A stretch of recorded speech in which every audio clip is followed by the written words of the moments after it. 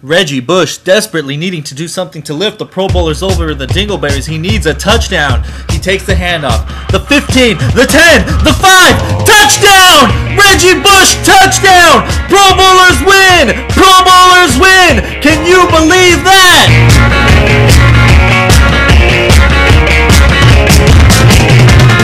And that, folks, was yours truly announcing the Dingleberries Pro Bowlers game that came down to the wire, where one man, Reggie Bush, made sure the league knew that they were not a team to be pushed around by beating the undefeated Dingleberries. This is RQ coming to you live from IEFL Radio Station here in beautiful San Diego, California. I want to explain some of the new rules to you about how the IEFL media will be run from now on, but I don't want to tell you too much because I figured who else could tell you better than the Jefe himself, Commissioner Ryan Fuentes.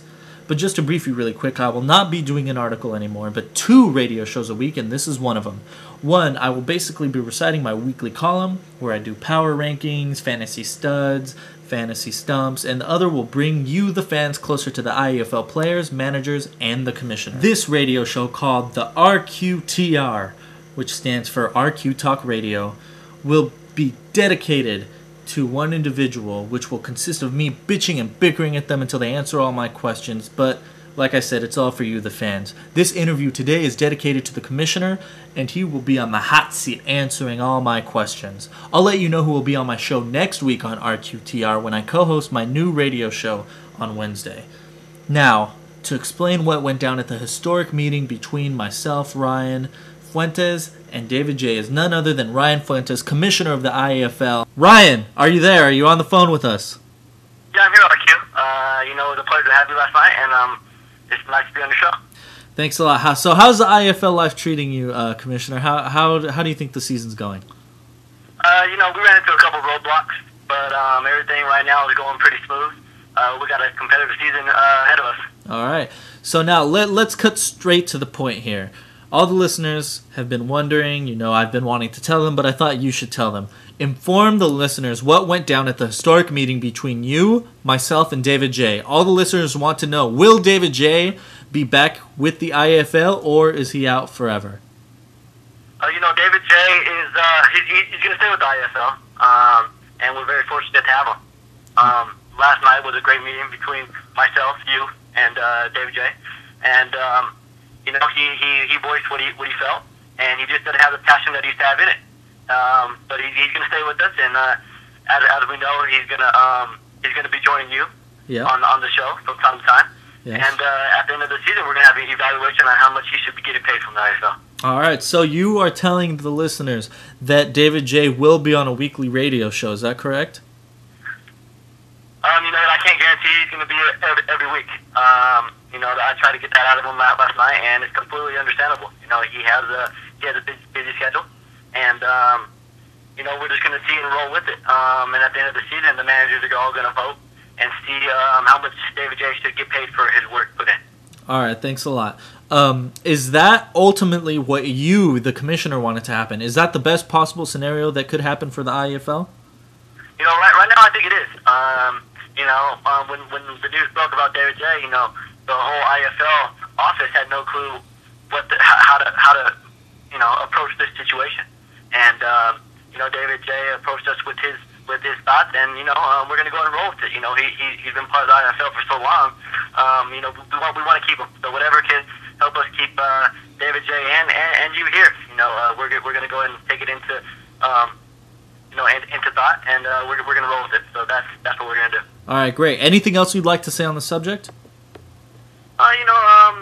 David J. is just a good guy. I'm pretty sure he got he got a little mad about some of my comments, but it's human nature and it happens. So we're happy to have him here still, and it's going to be a great journey through the 2007 season. Of course. So you guys are on good terms. Is that correct? I hope so, RQ. Right now, all I know is we had a great meeting, and I hope everything goes smooth from here on out. All right, great. Okay, just really quick, anything new on the David Kubaga situation, just as far as legalities go? Right now I don't really want to talk about the David Kubaga situation. We are launching a very big investigation on it, and there are some very negative thoughts that could come out of it, like the like a title strip from 2006. But right now I don't really want to get into. We know there's substantial evidence on him cheating, but Okay. when the news is when we get all the facts right, and we will let you guys know.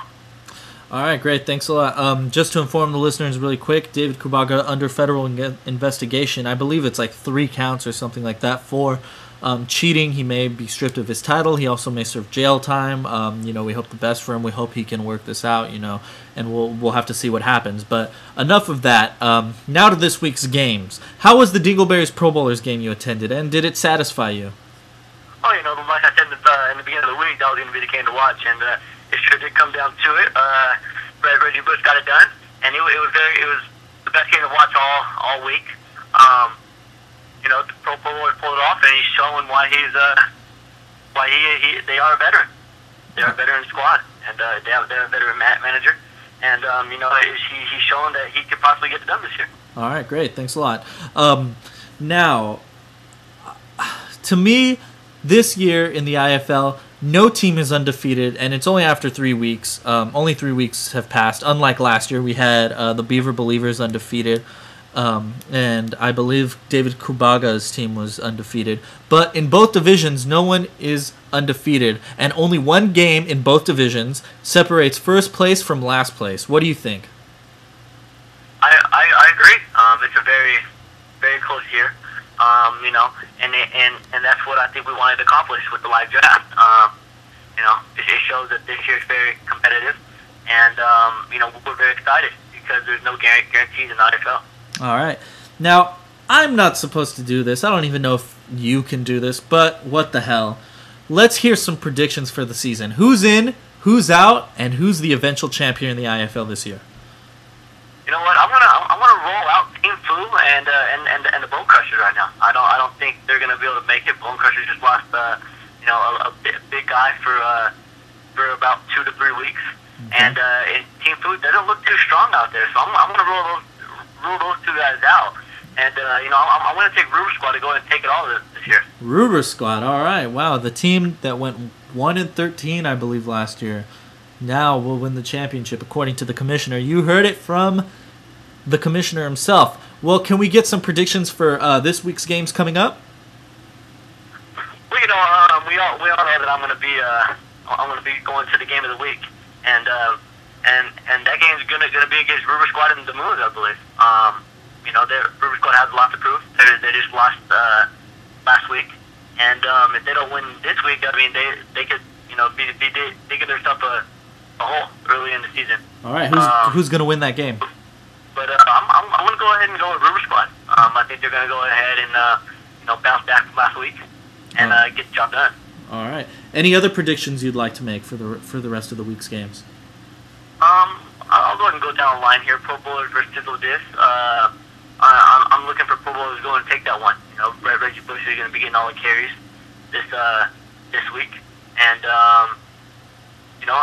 Pro Bowlers are looking strong. I'm going to go and roll Pro Bowlers on that one. All right. And then Bone Crushers versus the Von Dons. That game to me, Bone Crusher just isn't at the top right now. He might go down for a couple weeks here and there. But I want to go and roll with the Von Dons on that one. All right. How about Team Fu versus the Dingleberries? Well, according to the Dingleberries. I'm actually a big fan of them too. Okay. Ruber Squad and Dingleberries are obviously the 2 top teams. And I'm a big fan of the rookie coming in and getting the job done. I'm going to roll with him in this game. Dingleberries over Team Phil. All right, great. Well, Ryan, it's always nice to hear from you, and I will be checking up on you midway through the season to talk to you some more. So thanks a lot for coming on our show. Any last comments? I appreciate you having me on the show, man.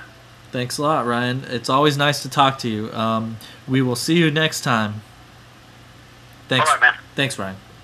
Bye-bye. We would like to thank the commissioner for coming on the show. It's always a pleasure to have him here. We will see you guys next time on RQTR next week when I will have another guest on the show. Please listen. You will have another opportunity to hear from me Wednesday when I am with David J. So thanks a lot for tuning in. We will see you next week.